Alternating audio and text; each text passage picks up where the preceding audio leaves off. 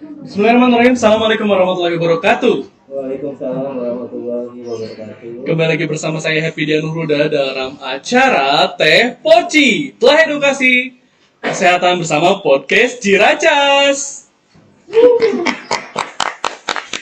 Gimana kabarnya dok hari ini dok? Alhamdulillah kabarnya baik ya Pak Happy. Cuma untuk belakangan ini kenapa ya badan saya agak susah digerakin banget ya. Gini dok, udah gitu kan kemarin mohon maaf, buka TU sempat nginformasiin kan ada event olahraga tuh yang dalam rangka Korpri, ulang tahun Korpri. Betul. Di situ kan ada olahraga bulu tangkis dan lain-lain tuh dok. Saya pribadi sih sebenarnya apa ya, karena mungkin udah jarang gerak kali ya dok ya. Sekarang tuh kayak berasa perut udah tidak kecil lagi gitu dok ya. Terus udah begitu cepat lalat. Oke. Jadi kayak gimana tuh dok? Kira-kira ada solusi nggak sih dok? Perut saya udah berasa kayak bawa tas pinggang Oke. gitu. Jadi kalau misalkan untuk solusi sebenarnya ada dua sih Pak Happy, antara Gimana? meningkatkan aktivitas fisik Hah? atau dari mencegah kebutuhan kalori yang masuk. Gitu. Iya. Menurunkan kalori yang masuk. Seperti Iya itu. betul. Cuma untuk kita belajar itu gampang Pak Epi, tetapi untuk mengaplikasikan kepada kehidupan sehari-harinya sangat susah tuh Pak Epi. Benar. Gitu. Benar sih. Sebenarnya sih kalau informasi mungkin akan bisa kita baca. Betul. Tetapi untuk saat ini alhamdulillahnya Puskesmas Ciracas sudah kedatangan ahlinya dok. Betul. Ahlinya ahli ini teh. Nah, itu yang kayak apa namanya? Yang harus kita temuin ya Pak Epi ya. Betul. Yang harus kita cari tahu tips-tipsnya itu seperti apa. Iya. Sedangkan yang saya tahu itu hanya dua gitu. Iya. Baik, Tapi baik. untuk selengkapnya mungkin kita bisa tanyakan ke narasumber yang lebih atas lagi ya, Lebih paham di lebih bidang paham di bidangnya. gizi klinis ya. Ya, Baik. Kita sambut Dr. Margaret Diana Santi, spesialis gizi klinis. Silakan dok. Silakan inframe.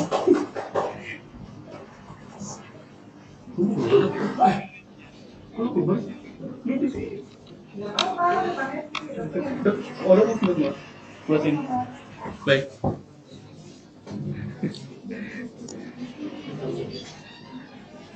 Nah, sahabat Tepoci, ini dokter belum info. Dan belum. Sahabat Tepoci, kita sudah kedatangan Dr. Margaret Diana Santi, spesialis gizi klinis. Beliau insya Allah akan memberikan informasi yang lebih mengenai kiat cegah perut buncit agar tetap fit. Begitu. Gimana dok? Mau mengenalkan diri dulu sini dulu? Gimana? Oh, teman-teman, selamat siang semuanya. Salam sejahtera buat kita semua. Senang sekali saya bisa bergabung dengan keluarga saya di Puskesmas Ciracas. Teman-teman pasti udah tahu saya. So, Kita ini ceritanya reunian. Jadi kembali ke Ciracas dengan perasaan bahagia, dan hari ini kita mau cerita sedikit tentang kiat mencegah perut buncit agar tetap fit. Ya, ini penting banget ya, karena hal ini sangat mempengaruhi kesehatan kita dalam jangka panjang. Kita mulai aja ya. baik dok, silakan dok. Nah, pertama yang akan kita bahas ini tentang bahaya perut buncit, penyebab perut buncit, dan yang paling penting adalah yuk kita cegah perut buncit. Nah, teman-teman, penumpukan lemak yang akan kita bahas di sini lebih kepada penumpukan lemak di perut. Nah, kalau kita lihat dari gambarnya ini, kita bisa lihat gambar yang pertama. Ini kita bisa lihat bahwa jika asupan energi yang kita makan melalui makanan baik atau minuman yang tidak seimbang dengan pengeluaran energi, maka lemak akan tersimpan di bawah jaringan kulit. Nah, jika dalam jangka panjang hal ini terus-menerus berlangsung, maka penumpukan lemak bisa juga mencari tempat lain. Dia suka mencari tempat lain dengan menyelimuti organ-organ penting.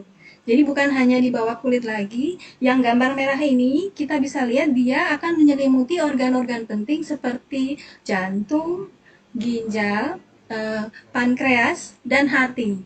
Biasanya kita kenal ada fatty liver, perlemakan hati. Itu adalah salah satu ciri bahwa asupan kita sudah melebihi daripada pengeluaran. Jadi jika kita lihat di timbangan ini udah nggak stabil lagi. Normalnya stabil, cuman kalau sudah nggak stabil, cenderung berat badan menjadi berlebih.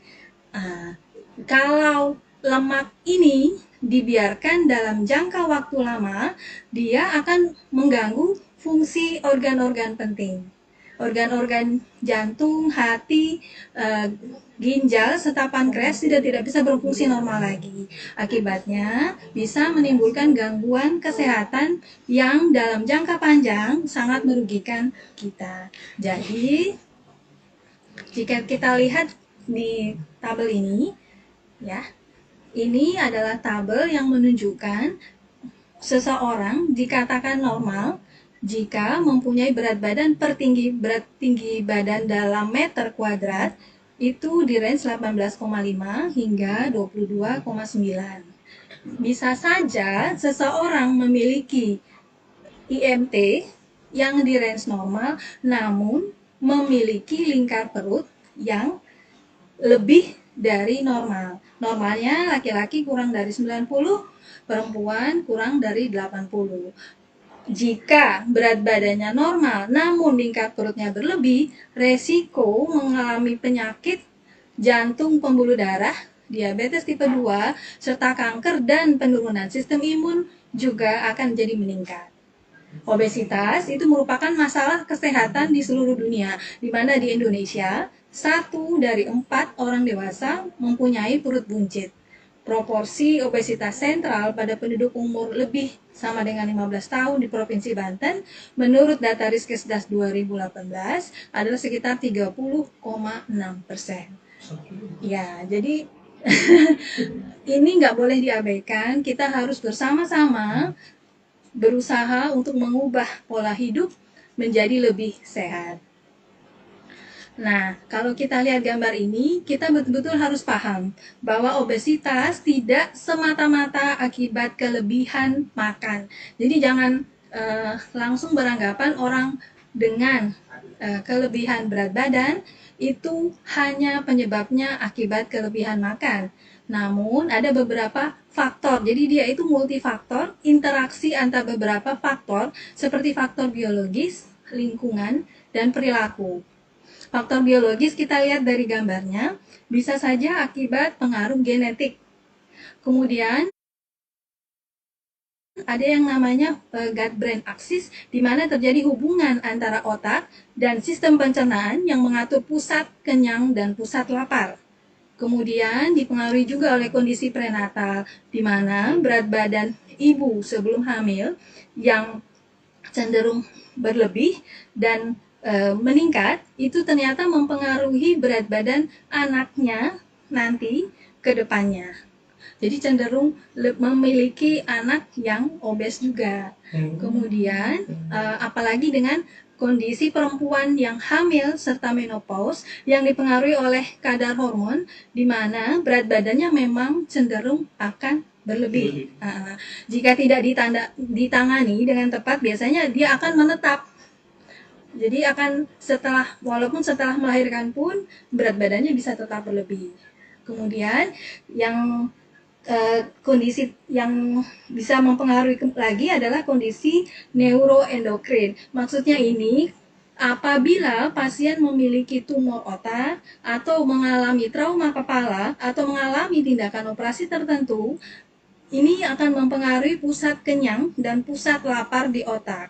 Jadi ini bisa saja sinyalnya salah, akibatnya cenderung mengasumsikan untuk meminta makan dan merasa lapar yang salah. Kemudian kecacatan fisik di mana penderita otomatis biasanya agak kurang untuk bisa melakukan aktivitas fisik. Kemudian mikrobioma usus ini maksudnya adalah bakteri baik yang ternyata dalam penelitian terakhir mempengaruhi peningkatan berat badan. Obat-obatan tertentu pun kita harus tanya ke pasiennya, biasanya konsumsi obat tertentu yang bisa mempengaruhi nafsu makan dan cenderung untuk meningkatkan berat badan. Infeksi virus tertentu juga bisa dianggap mempengaruhi peningkatan berat badan. Nah, kemudian faktor lingkungan dan faktor perilaku. Ini faktor lingkungan dan perilaku ini sangat bisa kita modifikasi. Nah, lingkungan obesogenik maksudnya ini lingkungan di mana sekitar kita dipengaruhi oleh pemilihan jenis makanan yang cenderung tinggi kalori. Jadi kalau kita kepingin mengubah pola makan menjadi lebih sehat, sebaiknya orang-orang di sekitar kita pun juga berkeinginan yang sama, jadi sefrekuensi maksudnya. Jangan sampai kita kepengen mengubah pola hidup, tapi karena pengaruh sekitarnya makanan di rumah masih berlimpah, teman-teman mengajak ke tempat-tempat yang makanan yang tinggi kalori, mengajak minuman tinggi kalori, jadi gagal deh ya. Kemudian status sosial ekonomi, budaya, ada makanan-makanan daerah tertentu memang yang cenderung tinggi kalori.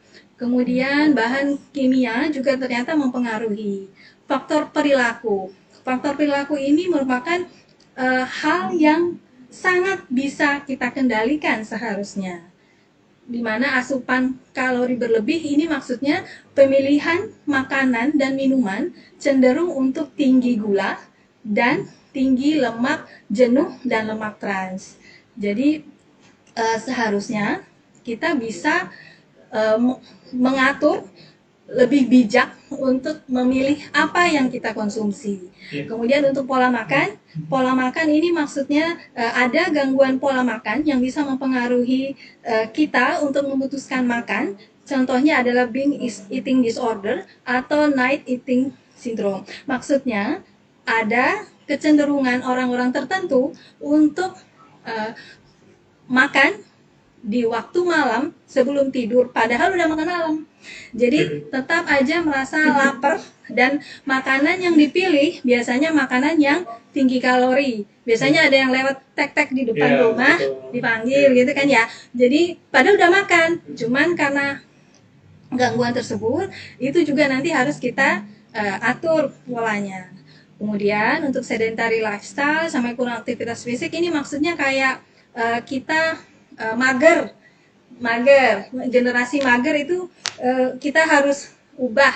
Jadi harus aktif, tidak menghabiskan waktu berlama-lama di depan layar TV contohnya. Soalnya kalau di depan layar biasanya nggak enak kan kalau cuma nonton aja kan ya.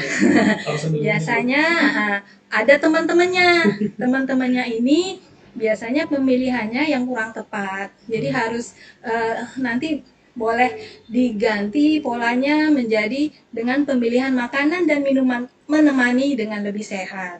Kemudian kurang tidur. Kurang tidur ini ternyata sangat berpengaruh terhadap nafsu makan. Dimana jika kita kurang tidur akan mempengaruhi hormon leptinnya akan menurun dan krilainnya akan meningkat sehingga nafsu makan cenderung meningkat dan resiko kenaikan berat badan juga meningkat. Nah, jadi biasanya kan kalau nggak tidur biasanya kita kan cenderung cari makanan, mesen apa ya, kan 24 jam gitu ya. Banyak yang menunjang sebetulnya ya. Jadi pengendalian diri memang sangat penting untuk kita lakukan. Kemudian ada kondisi tertentu seperti berhenti merokok. Biasanya pada pasien dengan usaha untuk berhenti merokok cenderung mengganti rokok dengan contohnya salah satunya dengan mengkonsumsi permen yang manis dalam jumlah berlebih yang tidak diimbangi dengan pengaturan diet dan aktivitas fisik. Jadi dalam jangka panjang itu pun juga ternyata akan meningkatkan berat badan. Ya. Ya.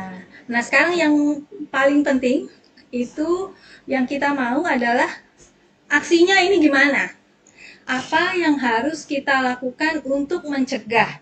Ini sangat penting sekali karena apabila kita udah jatuh ke dalam kondisi obesitas, perlu usaha yang sangat besar untuk menormalkan. Biasanya kalau udah terjatuh dalam kondisi obesitas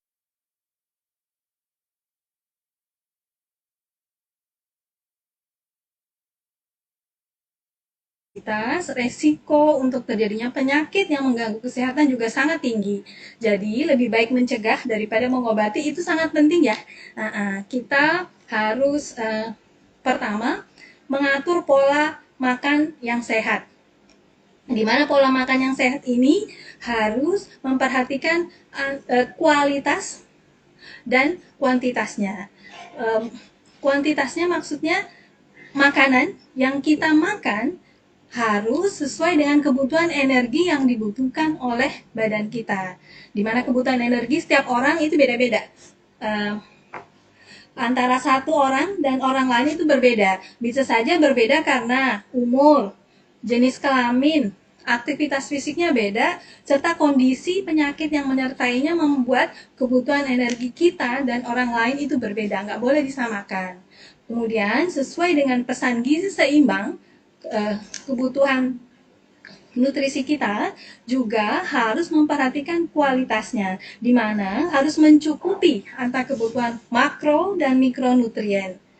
Jadi harus mencukupi semua protein, karbohidrat, lemak, vitamin, mineral, dan air harus terpenuhi dalam menu kita sehari-hari. Nggak harus mahal sebetulnya. Yang bisa biasa-biasa aja, yang sederhana, kita bisa olah di rumah. Kemudian untuk pemilihan karbohidrat, kita bisa lihat gambarnya. Ini kelihatan kan gambarnya? Gambarnya yang tanda boleh itu, kita bisa lihat pemilihan karbohidrat dianjurkan untuk karbohidrat yang kompleks. Karbohidrat kompleks itu maksudnya apa? Karbohidrat yang lebih susah untuk dicerna sehingga lebih lambat menaikkan gula darah karena dia lebih tinggi serat. Manfaat karbohidrat kompleks juga banyak, yaitu dia membuat, karena dia tinggi serat, jadinya membuat rasa kenyang lebih lama. Nah, rasa kenyang lebih lama karena gula darahnya tidak terlalu cepat naik, ya. Jadi nggak rasa lapar terus. Sebaliknya, kalau konsumsi karbohidrat sederhananya lebih banyak, gula darahnya lebih cepat naik, karena insulinnya juga lebih cepat meningkat. Akibatnya kita biasanya merasa baru makan kok lapar lagi ya, baru makan kok kayak lewat doang, nggak rasa apa-apa, mau makan lagi. Iya, jadi kita menganjurkan untuk mengkonsumsi karbohidrat kompleks, contohnya seperti nasi merah boleh, nasi coklat boleh, roti gandum boleh, kentang yang dimakan bersama kulitnya. Ini tapi dibersihin dulu ya. Dibersihin dulu kulitnya, jagung dan umbi-umbian itu bagus untuk kesehatan kita. Yang kita hindari adalah asupan gula sederhana, itu contohnya dalam nasi putih. Ini bukan dihindari, sebetulnya cuman dibatasin, diatur jumlahnya, porsinya yang sesuai dengan kebutuhannya kita. Kalau kita belum bisa menggantikan nasi merah, tidak apa, nasi putih, tapi jumlahnya kita atur sedemikian rupa dan dikombinasikan dengan protein, lemak, dan sayur. Nah, untuk proteinnya ini dianjurkan konsumsi protein sedapat mungkin dari protein hewani dan nabati. Nah, contohnya protein hewani bisa dari ikan, unggas, kemudian telur juga boleh. Dari nabati bisa kacang-kacangan, tahu, tempe juga boleh. Untuk lemaknya, biasanya kita sedapat mungkin menghindari konsumsi tinggi lemak jenuh dan trans. Contohnya ini adalah penggunaan minyak kelapa, margarin, itu bisa kita kurangi. Alternatifnya, kita ganti dengan lemak yang tidak jenuh, yang lebih baik untuk kesehatan kita, yang mengandung omega 3, 6, dan 9 lebih banyak. Contohnya bisa dari minyak zaitun, bisa dari alpukat, kemudian dari kacang almond. Nah, untuk pengolahan makanan supaya tidak terlalu banyak menggunakan minyak, bisa kita modifikasi, jadi sedapat mungkin kita olahnya dengan dipepes, kemudian bisa dengan dimasak kuah atau dipanggang, direbus ataupun dikukus. Ya. Kemudian untuk sayur dan buah ini nggak boleh dilupakan. Nanti aja deh, nanti aja deh gitu kan, biasanya malas penjual nggak ada stoknya. Ini sedapat mungkin harus diusahakan kita memenuhi kebutuhan sayur dan buah kita. Sayur dianjurkan menjadi 3 sampai 4 porsi per hari, sedangkan buah 2 sampai 3 porsi per hari. Sayur dan buah ini sangat penting juga karena mengandung serat yang banyak. Dimana serat tadi fungsinya tadi kan bagus banget. Dia juga bisa meningkatkan sistem imun kita. Serat ini bisa menurunkan kolesterol, ya, dan menaikkan lemak baik. Contohnya sayur dan buah itu nggak usah susah-susah dicari yang mahal, yang di sekitar kita aja boleh semua dimakan, ya. Oke. Namun kita harus ingat bahwa pengaturan diet untuk satu orang dengan orang lain itu tidak bisa sama. Jadi itu sangat dipengaruhi oleh profil genetik masing-masing individu. Jadi kalau saya aturkan si A sekian, B nggak bisa juga sama. Kita nggak bisa mengcopy punya orang dan kita mengikuti pola diet orang tersebut. Kita harus diaturkan secara individu, itu namanya personalized nutrition. Nah sekarang itu sudah ada namanya nutrigenetik dan nutrigenomik, itu yang dikembangkan sehingga setiap individu bisa lebih mengetahui kebutuhan nutrisinya sesuai dengan profil genetiknya.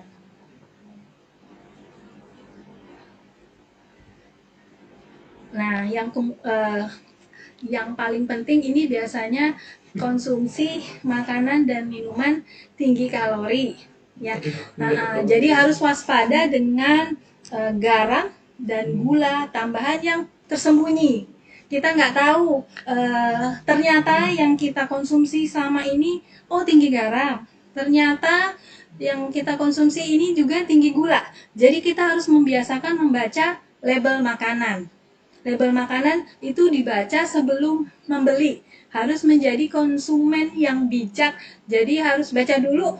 Kita mau memberikan badan kita hanya makanan yang sehat. Jadi kita harus membiasakan untuk membaca. Selain lihat expirednya, biasa kan cuma lihat expirednya. Lihat juga label nutrisinya. Coba dibaca. Bagaimana kebutuhan gula satu hari itu dianjurkan hanya 4 sendok makan. Sedangkan garam hanya kurang dari 2.300 mg atau kurang dari 1 sendok teh garam.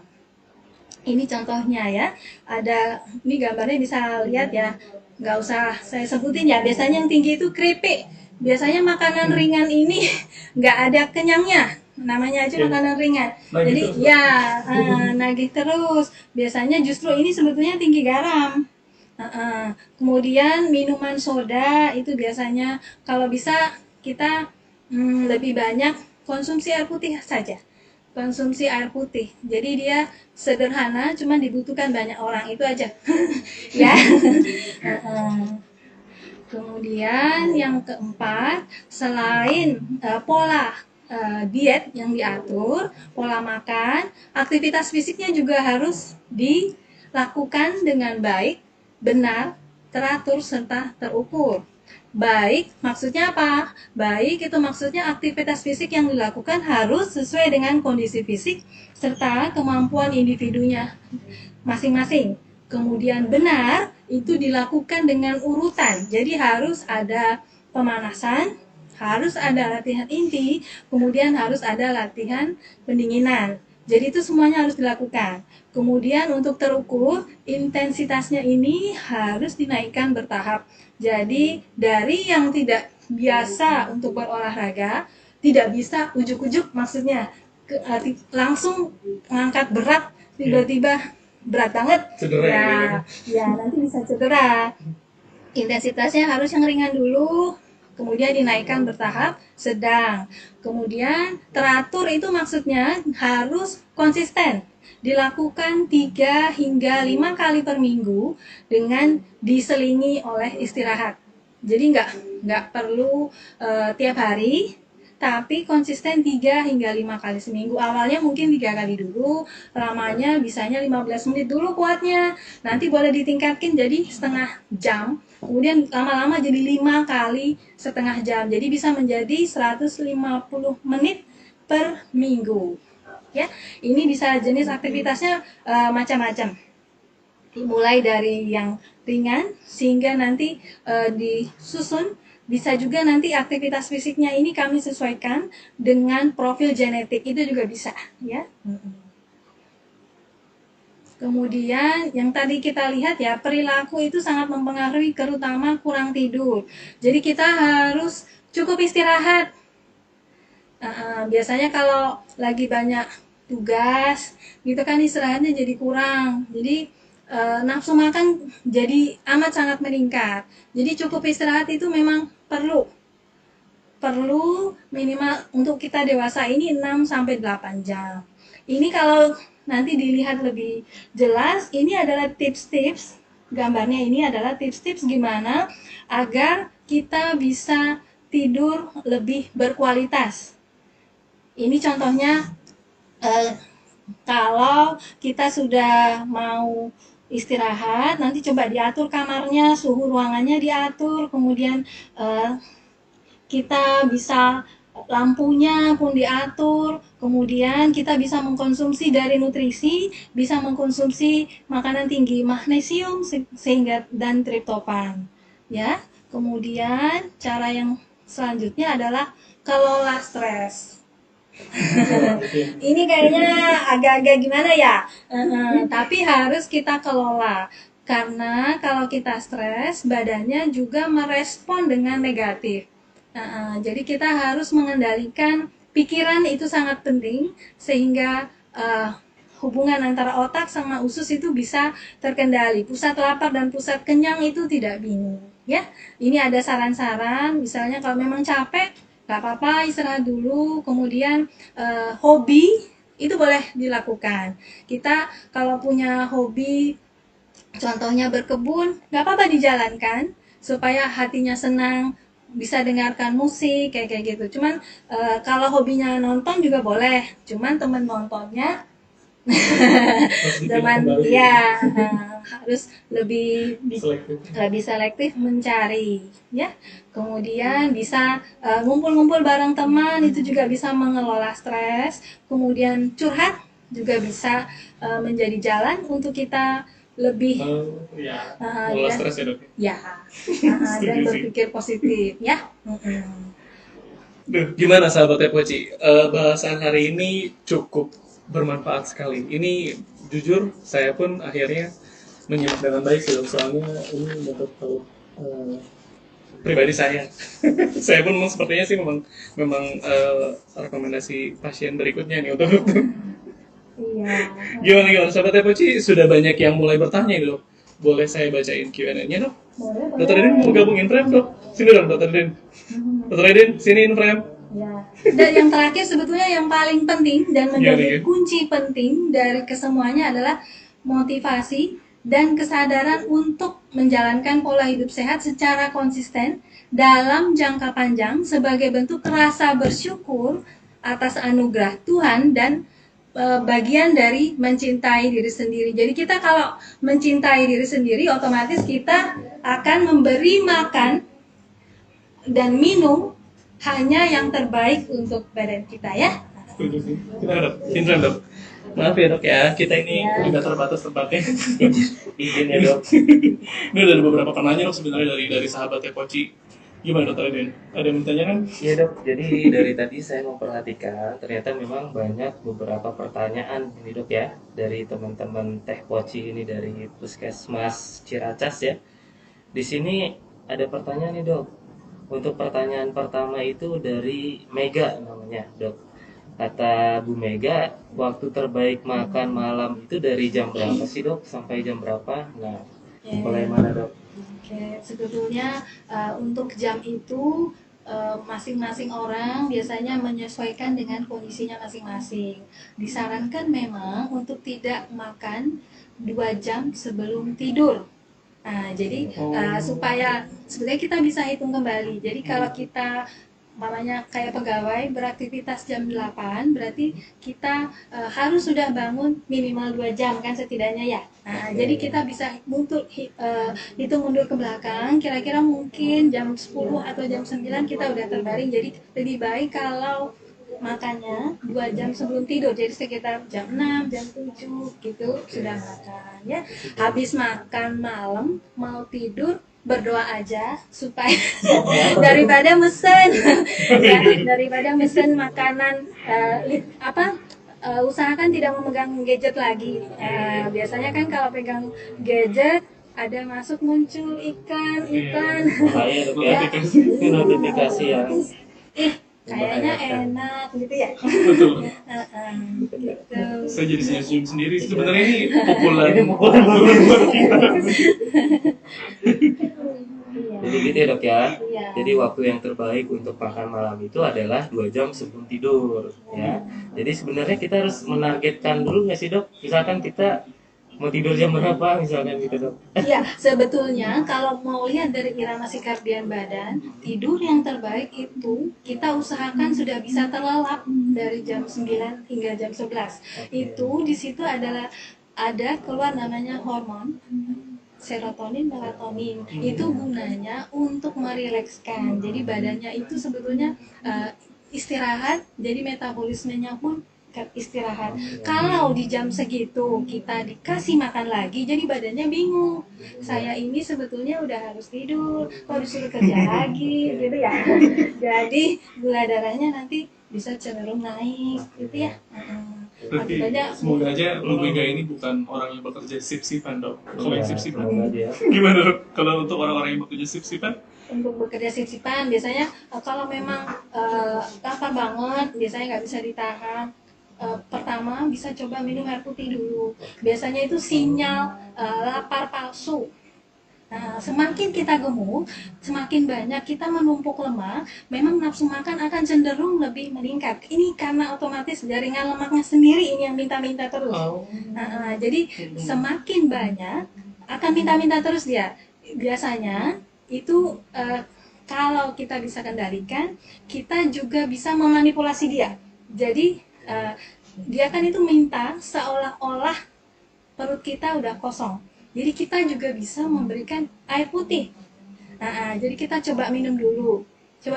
Jadi dia akan membaca lambung kita ini udah ada isinya. Ngapain diisi lagi? Ya. Kalau awal-awal belum berhasil, kasih aja buah.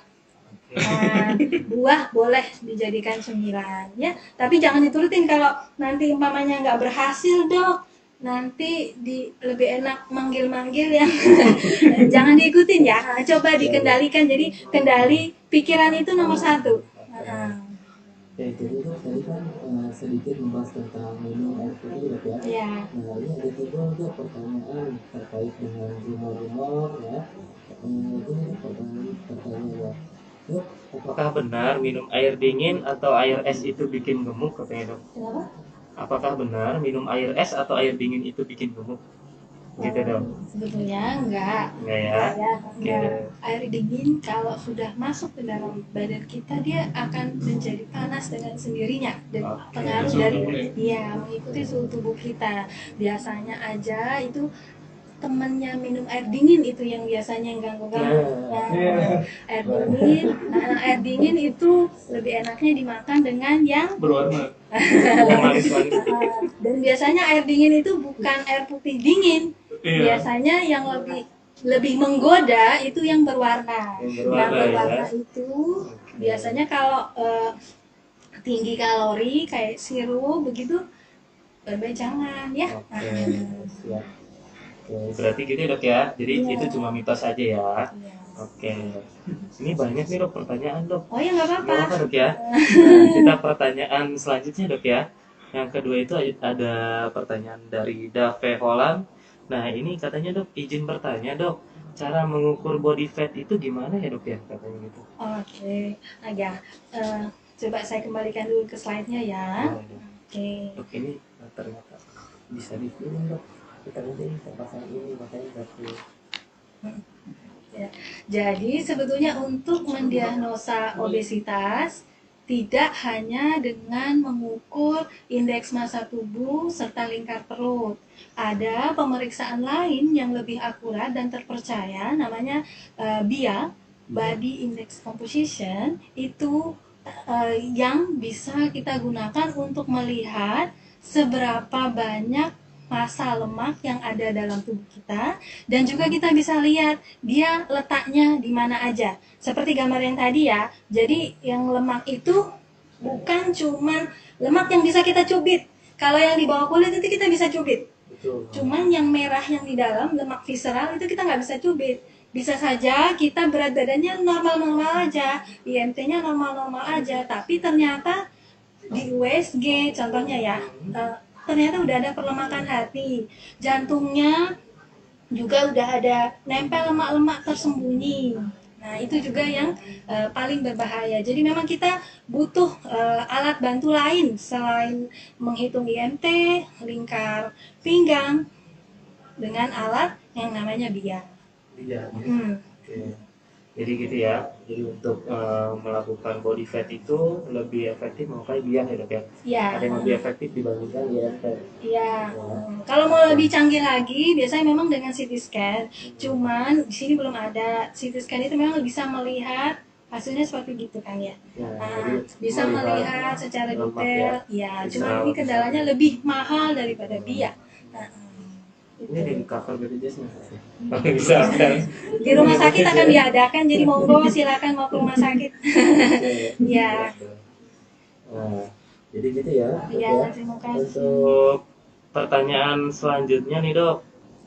Jadi ada masukan nih dari Bu Lina Nuraini, katanya ini apa namanya, dari Kasih Promkes Dinkes Kota Serang dok. Jadi di sini katanya untuk mengganti snack jadi germas katanya dok, gitu ya. Snack menjadi germas. Snack menjadi gemas. Jadi snack untuk apa namanya, mungkin snack untuk iya. kegiatan itu digantikan dengan germas misalkan Setuju, gitu, saya Dok. sangat Setuju, Dok, setuju. ya. Ya, sangat setuju. Memang kadang-kadang kita apa ya, karena kebiasaan memberikan suguhan biasanya yang dengan harus ada manis, harus ada Ada asin. asin. Dalam satu piring itu komposisi Ya, yang harus ada manis, harus ada asin. Sebetulnya sangat boleh kita mengganti dengan pilihan yang lebih bijak. Contohnya dengan yang dari sumber kacang-kacangan juga boleh. Karena kacang-kacangan itu sebenarnya tinggi protein, tinggi serat. Cuman mungkin yang kita pilih adalah kacang rebus, itu lebih bagus dibanding kacang goreng. Ya, nah, kemudian bisa juga kayak jagung rebus itu boleh juga. Kemudian umbi-umbian itu juga kayak serat kan. Nah, jadi kita bisa kenyang lebih lama berarti ya. Kalau makan snack itu biasanya kita disuguhin satu orang biasanya kan 3 ya isi boxnya ya. Nah, udah makan semua tapi kok tetap aja jam 12 lapar ya. Lapar lagi. Jadi jam Itu 12 akan menjadi beda ceritanya jika kita mengganti dengan yang karbohidrat kompleks dengan tinggi serat tadi. Ya. Iya, jadi ya tadi itu yang tadi dokter sampaikan, jadinya tuh bisa lebih nahan lapar ya dok ya. Ya, karena volume lambungnya lebih banyak, jadi kita bisa merasa kenyang lebih lama. Kemudian kacang-kacangan juga tinggi proteinnya kan. Boleh, setuju. Oke, saran kata Boleh sih lebih ke saran tiap ada event sih Bu, sepertinya. Boleh. Boleh. Iya, seperti itu. Boleh digalakkan. Boleh. mungkin snacknya bisa diganti dari kue-kuean menjadi buah-buahan gitu Boleh, ya. bukan cuma buah-buahan saja, kacang-kacangan juga boleh. Ya, kalau buah-buahan aja kadang-kadang kan kandungannya cuma energi dan karbohidrat. Nah, kita boleh tambahin proteinnya juga harus ada. Seperti tadi kan harus ada karbohidrat, protein dan lemak. Nah, kacang-kacangan itu selain mengandung serat, energinya ada, proteinnya ada, karbohidratnya ada, lemaknya juga ada, tapi lemak baik. Ya, jadi lebih seimbang makanannya. Seimbang ya. Iya. Banyak banget nih dok yang bertanya dok. Boleh, apalagi. Mungkin ini memang materi yang sangat menarik sekali sih dok ya. Ini kalau banyak yang nanya saya kapan nanya? Diwakilkan aja ya. Bisa diwakilin teman-teman nih dok ya. Untuk pertanyaan selanjutnya nih dok, dari Ibu Rina nih dok. Nah, dari Ibu Rina ini dok, katanya dia itu dok males olahraga dok nih. Cuma dia itu pengen perutnya kecil. Nah, tapi Ada dia malas solusi diet juga, dok. Gimana dok? Ada solusi nggak dok, tuh, dok? Untuk kaum mager seperti ini dok? Kaum rebahan nih dok? Ya, itu tadi yang saya bilang kunci kesuksesan untuk kita mengubah pola hidup sehat itu sebetulnya kembali ke diri kita sendiri. Bukan masalah dokternya, bukan masalah siapa di sampingnya, bukan. Itu lebih kembali ke kita sendiri. Jadi harus ada goalnya. Kalau kita mau menjalankan pola hidup sehat, memang lebih gampang terlaksana kalau kita punya goal, kalau kita punya tujuan ke depannya. Contohnya nih ya, kalau ibu-ibu udah punya anak, ya goalnya adalah supaya kita bisa hidup lebih lama dengan kualitas hidup yang lebih baik, dalam artian sehat jiwa dan raga untuk anak-anak. Biasanya itu lebih gampang terlaksana sih daripada cuma ngawang-ngawang. Saya kepengennya mau ini deh, mau perut saya lebih rata, tapi goalnya belum bulat. Nah, jadi biasanya nunda-nunda, besok aja lah, besok aja lah. Atau mungkin gini dok, ini Mbak Dina ini mungkin Diet kedepannya mulai besok kali mau dok. menekan, dok. Oh Biar iya, bagus tuh pakai Iya. pakaiannya, mungkin tuh ini bisa Iya. jadi goal ya, nggak sih? sangat sangat bisa. Biasanya lebih cepat terwujud yang kayak gitu. Kalau Iya. dia goalnya itu Biar memang kebayanya muat. ya biasa. Tuntutan suami juga biasanya lebih ngena. Ya, iya, biasanya kan kadang ada suami yang bilang enggak, kamu cantik sih kalau kayak gitu. Itu namanya Tapi tuntutan istri nggak ngena-ngena nih dok. Gimana ya? juga harus punya goal sendiri. Jadi bukan karena orang lain, lebih kepada tujuan pribadi untuk menjadi hidupnya lebih sehat. Ya, untuk anak-anak aja biasanya kalau gitu. Gimana, masih ada pertanyaan lagi dari sahabat saya baca? Masih banyak ya pertanyaan. Silakan. Mungkin Pak Happy mau dibacakan pertanyaannya. Pak Happy. Ini ada lagi dok yang dari Ibu Watian di Kusuma. Dok, kalau setelah layaran XC apa bisa defisit kalori? SC sebetulnya bukan masalah jenis persalinannya sebetulnya. Orang dengan setelah melahirkan biasanya kan ada fase menyusui. Ya, fase menyusui yang harus ASI eksklusif, karena itu penting juga untuk 1000 hari pertama kehidupan. Kita nggak boleh agresif untuk menurunkan berat badan. Itu nanti ada hitungannya sendiri. Nggak boleh sama dengan yang lain, karena otomatis masa menyusui juga perlu tambahan energi untuk bayinya. Nah, jadi nanti kalau ibu siapa tadi? Ibu Watian. Nah, Ibu Wati nanti boleh konsul ke kami, nanti boleh dihitungkan secara pribadi, karena nggak boleh disamakan dengan orang kebanyakan, terutama yang tidak hamil dan tidak menyusui. Sekali informasi saja, Bu Wati, Bu Dr. Dian ini berpraktek di RSUD Kota Serang yang berlokasi di sekitaran Pakopaten ya dok ya? Ya. Nanti di sana bisa secara personal komunikasi dengan dokter. Monggo. Soalnya tadi saya sempat nyimak juga sih dari materi yang dokter sampaikan. Yang saya terima sih tidak akan sama treatmentnya atau tidak akan sama efektifnya diet satu orang dengan orang yang lain.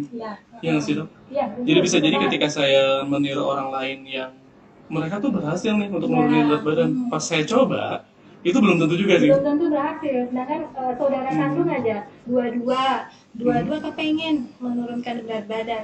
Saya aturkan yang satu meniru punya yang satu, belum tentu juga bisa sama. Ya, nah, itu kembali ke profil genetik. Jadi yang paling benar adalah datang temui dokter dia. Konsulkan langsung. Ya, karena lebih bersifat individual, itu biasanya lebih bisa jangka panjang. Faktor risikonya juga tiap orang berbeda-beda ya dok ya. Itu. Ya, apalagi kayak kita dok ya, yang aktivitasnya banyak ya. Iya. Gimana ya? Tuntutan ekonomi. Gimana dok, masih banyak nggak dari sahabat Epoji? Masih banyak dok pertanyaannya dok. Tapi waktu sih memang sudah tidak sudah tidak tersedia kembali sih. Kira-kira dokter Dian, maaf dok, masih mau buka lagi pertanyaan? Gimana dok? Sudah habis. Boleh. Boleh, nggak apa-apa. Mungkin gini dok, mungkin kita putar kali dok ya. dari tadi kan kebanyakan pertanyaan itu bagaimana cara menurunkan berat, ya kan, menurunkan berat badan ideal gitu ya, menghilangkan body fat. Nah ini ada juga nih dok yang nanya, gimana sih cara kita untuk meningkatkan atau menggemukkan badan agar badan kita menjadi proporsional gitu. Itu sebetulnya ceritanya agak beda versi dengan yang ini. Oke. Ya, dengan materi. cuman prinsipnya adalah kita harus memenuhi menjalankan pola hidup sehat itu, baik kita mau gemuk, baik kita kurus mau gemuk, itu juga tetap sama. Aktivitas fisik juga tetap sama. Nanti kayaknya kalau materi ini boleh deh kita bikin lagi Next, to be continue gitu kan ya. Wah, terima kasih. Untuk materi yang ini, soalnya ya. Soalnya ceritanya agak Beda ya? beda sedikit. Ya tapi prinsipnya sama. Menerapkan pola hidup sehat itu berlaku untuk setiap orang. Nah, Ya, oke. biar Berarti pada bersih jangka prinsipnya panjang. sama ya dok ya, Sama. berperilaku hidup sehat, cuma nanti untuk cara dan ininya Ya, agak berbeda sedikit aja. ya, dok, jenis olahraganya biasanya juga kita aturkan lebih spesifik untuk pasiennya. yang ingin menaikkan berat badan gitu ya, bukan olahraga rebahan dong. Bukan yang membakar lemak ya. Bukan yang membakar lemak ya, Ya, dok ya. tapi meningkatkan massa otot Oke, ya. betul. Nah itu. Betul. Atau ada pertanyaan dari dokter Edwin secara pribadi mungkin? Oke. Ada sih dok. Boleh. Tapi ntar aja deh. Jadi Nanti bersama. nanti bersambung aja gitu kan. Pengen tahu aja untuk kebutuhan kalori pribadi itu berapa sih gitu. Terus nanti mungkin cara hitungnya ntar aja dok ya.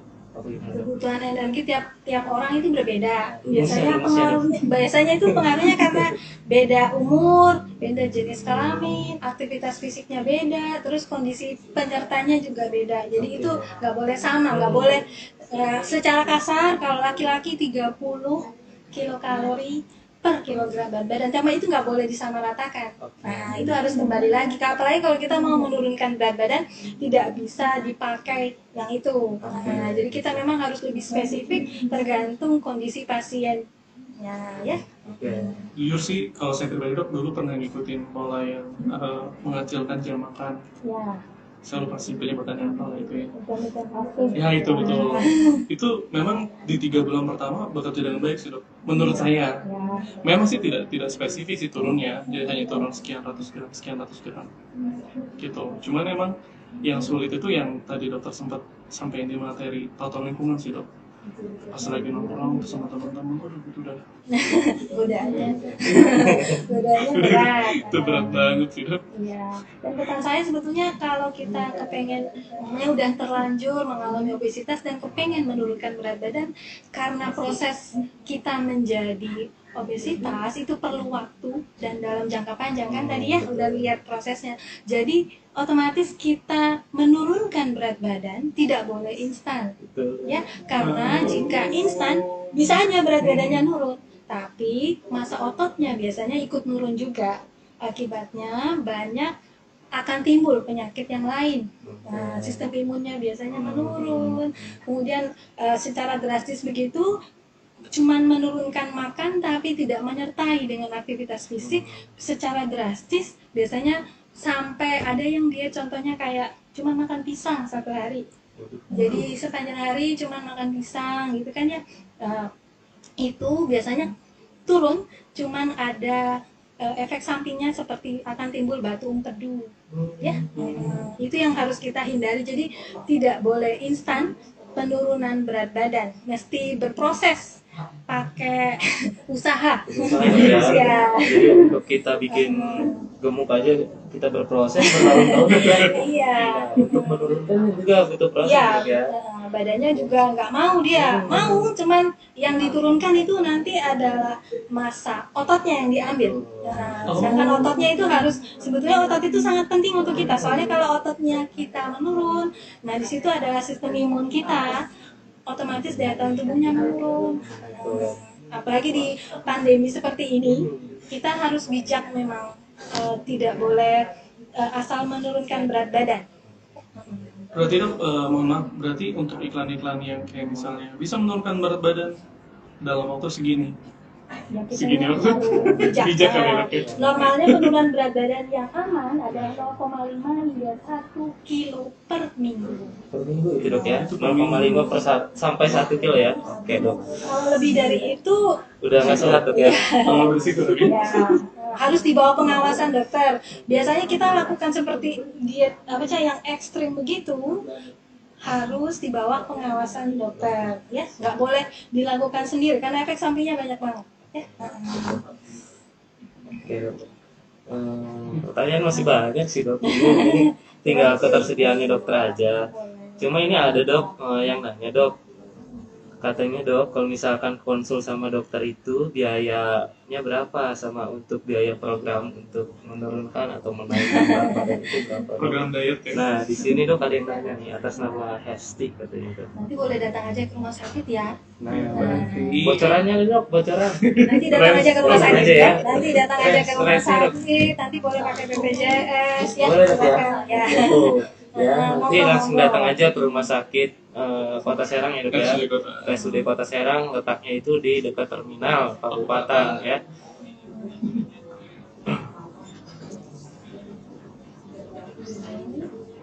Jadi sekarang apa namanya, Wing? Masalah badan itu menjadi masalah yang bersama sih dok. Maksud saya gini, beberapa orang sekarang sudah memikirkan bentuk tampilan bagian dari penting dalam hidupnya. Mungkin sih memang kedepannya dokter akan lebih populer sih menurut saya. Amin amin untuk kebaikan semua. Jadi sebetulnya penurunan berat badan itu bukan cuma masalah kosmetik, masalah penampilan. Lebih penting dari itu adalah kesehatan kita ke depannya dalam jangka panjang sebetulnya ya. Jadi bukan cuma penampilan memang baik untuk jangka pendek, cuma jangka panjangnya manfaat yang kita dapat lebih ke arah kesehatan dan pencegahan penyakit tidak menular ya. Gimana? Dok, gimana? Ada closing statement untuk sahabat-sahabat Tepoci dok? Kira-kira satu patah dua patah kata penutup? Terima kasih untuk kesempatan yang diberikan ya. Nanti ini IG-nya nanti kalau ada yang terlambat lihat nanti akan di-save di Puskesmas Ciracas. Nanti boleh dilihat kembali, di-review kembali. Jika memang masih ada pertanyaan, nanti boleh dikirim ke admin ya, di Iya. DM aja. Atau terus di komen aja dok ya. Iya. Nanti mungkin dokter lihat-lihat gitu. Boleh. Lebih penting lagi yang saya mau pesankan di akhir kita adalah gambar terakhir ini sebetulnya. Gambar terakhir ini adalah penting banget dan kita betul-betul harus memahami bahwa kita menjalankan pola sehat adalah bentuk kita bersyukur atas anugerah Tuhan dan mencintai diri sendiri. Nah, poinnya biar kita adalah lebih mencintai diri konsisten. sendiri. Iya, Betul sekali, setuju sih. Seperti lagu gitu. Oh iya, iya. Terima kasih. Iya. Gimana? Oh iya, baik. Mungkin untuk pertemuan hari ini dicukupkan dulu untuk sahabat-sahabat Tepoci. Gimana kalau misalnya ada saran besok atau episode berikutnya undang dokter spesialis apa lagi, silakan tulis di komen atau DM. Yang sudah terjadwal pun sudah ada. Nanti di kemudian hari kita sudah terjadwal dengan dokter spesialis mata dok. Mungkin itu teman-teman atau sahabat Tepoci yang punya masalah di mata bisa tetap stay tune, follow Instagramnya Puskesmas PKM Ciracas Serkot seperti itu. Mohon maaf, PKM Ciracas Kotser. Baik, kita pamit undur diri. Assalamualaikum warahmatullahi wabarakatuh. Iya, terima